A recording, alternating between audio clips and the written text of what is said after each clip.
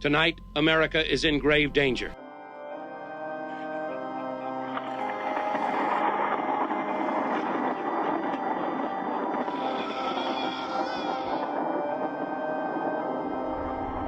Horrorgang presents Crap-Tober.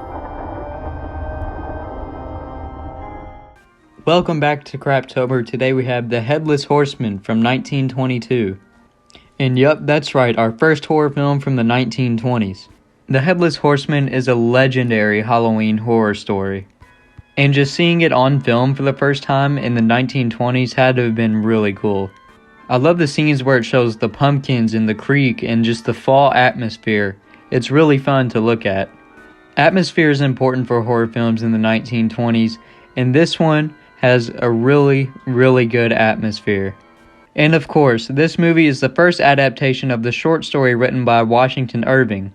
And if you haven't read it, please read it. It's a timeless classic that is still told on Halloween and just throughout the year till this day. Anyways, let's get right into it. Ichabod Crane is a school teacher who comes into town and is competing for love for Katrina Van Tassel, but is challenged by Bron Bones.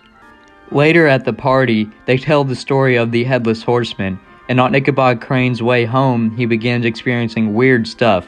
As he suspects, he's being chased by the Headless Horseman.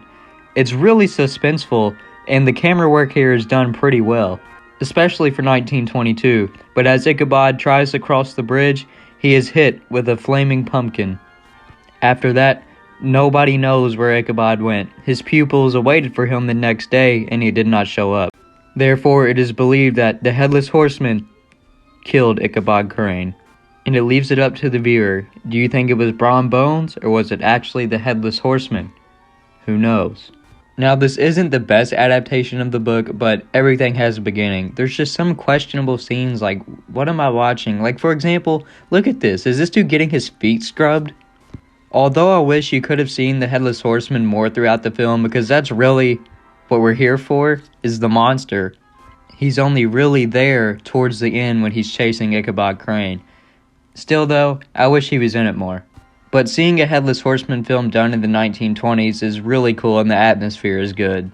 There's not a Blu-ray of this film and it's only been released a couple of times on DVD, so the quality is not great. But there's a link down in the description to watch the movie for free. Anyways, we only have a couple more episodes left, and I'll catch you in the next one. Stay scared.